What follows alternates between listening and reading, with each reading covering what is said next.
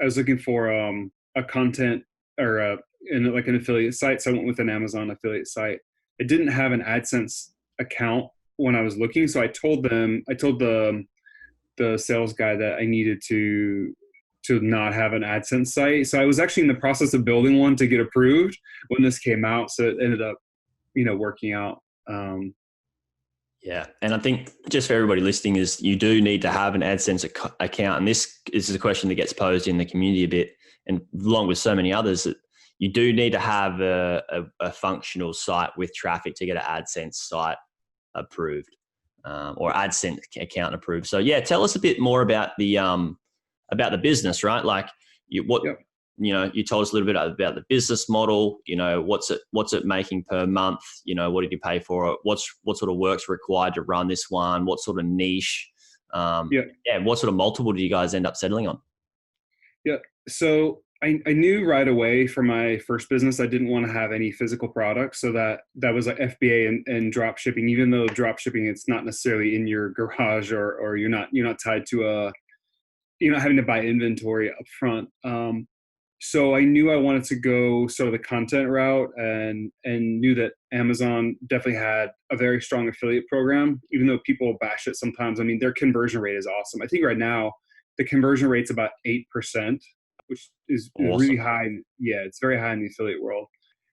So I narrowed that down, like I said, about 45K to 65K. And I guess 61K was my absolute limit. And I didn't really want to go below 45K because I wanted more of the consistent earnings and I wanted to, I hear that it's just as much work to work on a little site as a big site. So sometimes it can be less on a bigger site, Right.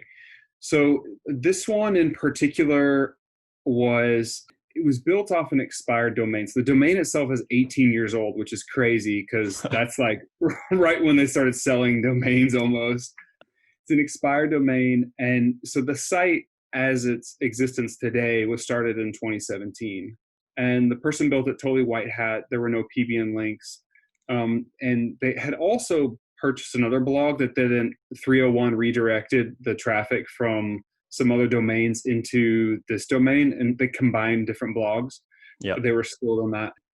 So that was set up. So the site itself has, authority and age in Google's eyes. And to me, that was part of the value that was there that maybe others could have possibly overlooked if you just looked at earnings per month. And one thing I got out of the call with the seller was whenever you post content on the site, it ranks very quickly because of the age of the domain and the other trust factors, which was super awesome. And by the way, a plug for the before you talk to the seller, like watch the different modules and the podcast you had, because that actually helped a lot while I was in the seller, talking to the seller. So that was huge. So if you're listening to this, go back and watch those as well. That's a huge help. Yeah. Are you talking about the lessons about how to speak to the seller and what questions to ask? Exactly. Yep. That was golden. Yeah. Cool. And I think there was a podcast you did with Charlie. Yeah. Oh yeah. Yeah. About talking to the sellers and stuff like that. Yeah.